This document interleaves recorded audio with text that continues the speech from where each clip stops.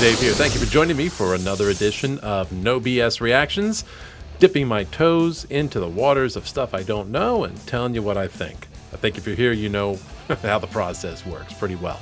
So what we're doing today is going further down the rabbit hole of Amorphis. I've already taken a few steps in that direction and found some stuff I rather dig, and I've gotten a number of recommendations. A lot of it saying go back to the earlier days, check out this, that, and the other side. Decided what I'm going to do is I'm going to try over the next couple of weeks or months or whatever to do a chronological retrospective of them, going back to their earlier albums and working my way up to some of the newest stuff. Basically letting things like review aggregates that I've read and Spotify views to help guide me in picking what I'm picking. So taking a selection of albums and generally tried to find what appeared to be the most popular song on the album, give it a listen and see what I think, and actually maybe be able to kind of witness their evolution along the way, which I think is a fun way to do it. See where people started and see where they landed up. And like I said, so far what I've heard of them, I like. Falls kind of in a symphonic metal area in terms of what I've listened to, but I think what I've ended up catching was some of the more modern stuff. So I'm curious to see what they sounded like in the dusky days. So I have gone back to 1994, 30 years. So it's the 30th anniversary of this album this year, Tales from the Thousand Lakes. And the song I chose out of it is Black Winter Day. So we're going to take a listen to that right about now and see how that compares to what they were doing by the time I got around to listening to them recently. So here we go. Black Winter Day, Amorphis, buckle up.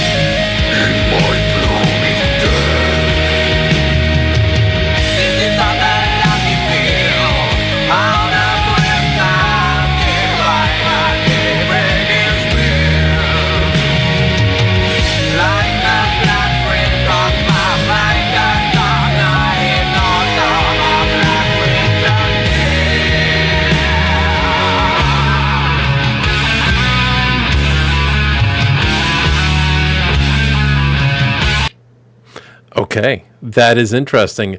It is what I expected and not what I expected at the same time. So the music continues to be pretty melodic. Production-wise, it's maybe a little rough, a little gritty, which is fine. I think it fits well enough.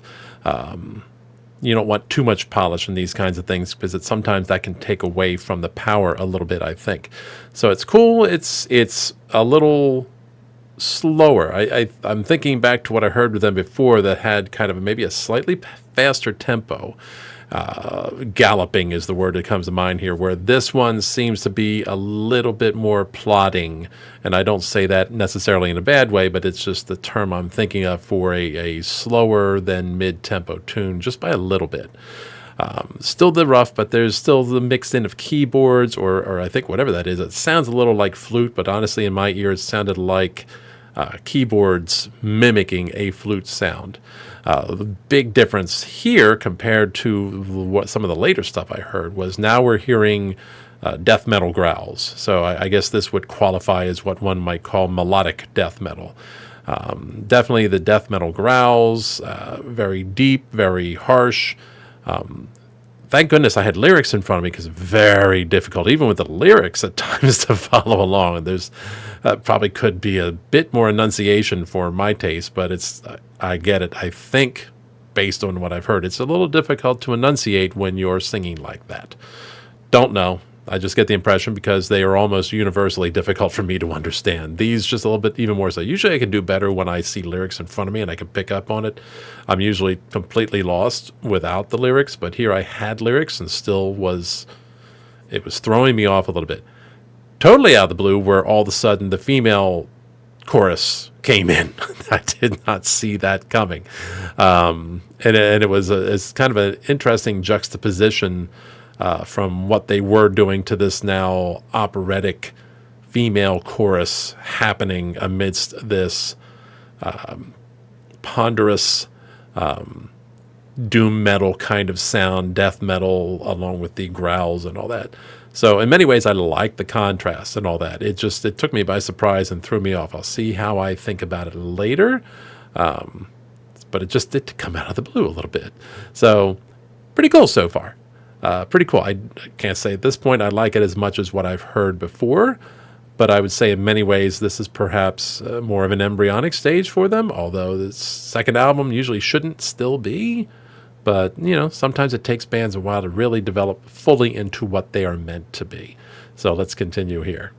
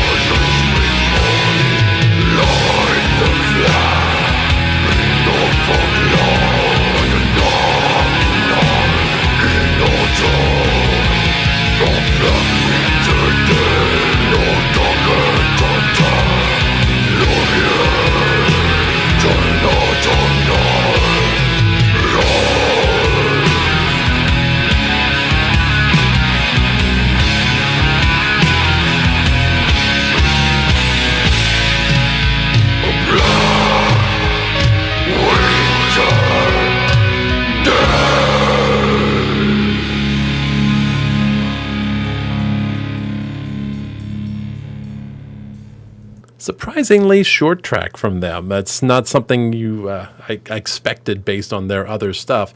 And yet they are a band, I think, that tends to write more in a concise format, where they're not known for these extended musical suites, at least not that I've figured out so far. We'll see what I pick up on as I dig deeper into the rabbit hole here.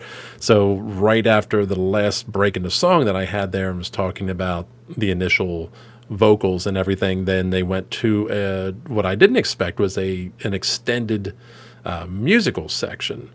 Based on the lyrics I was looking, I expected there to be another verse chorus combo, at least one if not two. Didn't get that, so that threw me off a little bit. But the extended chorus started pulling in not even sure how I would categorize it. It honestly put me in mind of Emerson, Lake and Palmer just a little bit, the keyboard part.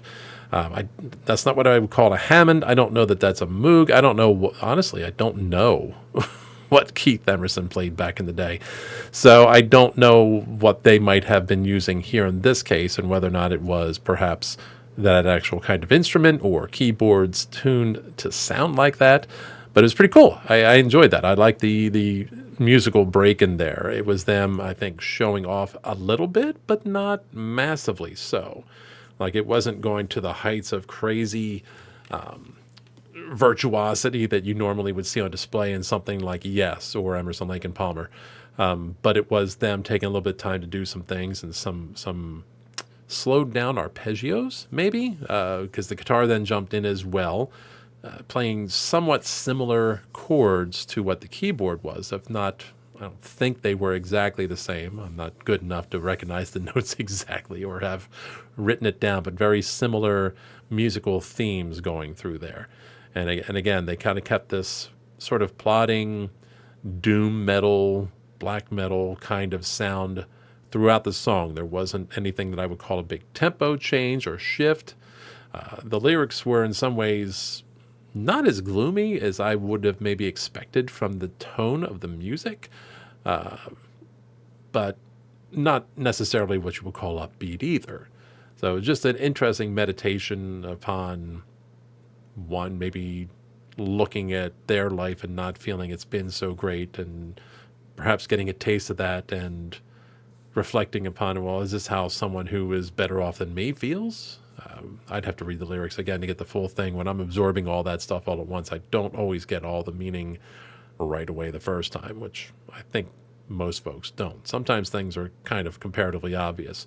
When these guys are speaking about abstract things or singing about abstract things, and concepts and feelings and all that, it can get a little more vague and left to interpretation. So this, to me, would fit in a category of, hey, it's pretty cool, it's pretty interesting. It might prompt me to look into more, but it's not hitting the buttons of enjoyment, we'll say, for me as well as the other songs of theirs I've listened to. So that would suggest to me that as they grow and as they evolve, they will probably start to trend more towards my tastes than they are there, which is, interestingly enough, not always necessarily that uncommon with death metal bands. That start out that way, or melodic death metal bands. They don't quite have the symphonic flourishes here at this point in time. It's perhaps a bit more pared down and a more sparse arrangement than what I heard in other things. It's not quite as geared towards getting a crowd to sing along with you. It is them doing what they did at that time. So, very interesting. Bit of a shift. Surprised. It's a little bit surprised, to be perfectly honest. I kind of expected something harsher than was, or something closer to what I heard, and they zigged a little bit when I thought they were going to zag. So, those are my thoughts on it right now. So, thank you for joining me. I hope you enjoyed this. If you do enjoy what I'm doing, please give me a like, give me a subscribe. That would be absolutely wonderful. Follow along on my adventures in the world of the progosphere. Maybe I'll teach you how to be a prog noggin along with me.